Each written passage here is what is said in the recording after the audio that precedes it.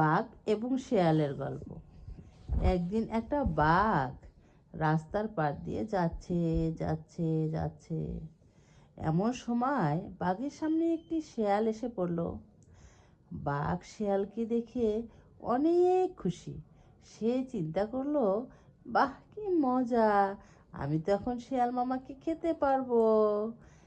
এখন বাঘ খুশিতে লাফাতে লাগলো। শিয়াল বুঝতে পারলো বাঘ হঠাৎ করে কেন এত খুশি। নিশ্চয়ই বাঘ চিন্তা করছে আমাকে খেয়ে ফেলবে। তখন শিয়াল ভাবলো, ঠিক আছে, তুই যখন আমাকে খাবি, দাঁড়া, আমিও একটা বুদ্ধি পাকাই। তখন শিয়াল বুদ্ধি করলো কি, পাশের জঙ্গল থেকে খড় কুটো নিয়ে এসে বাঘের পাশে সামনে দিয়ে আগুন লাগাই দিল। তখন কি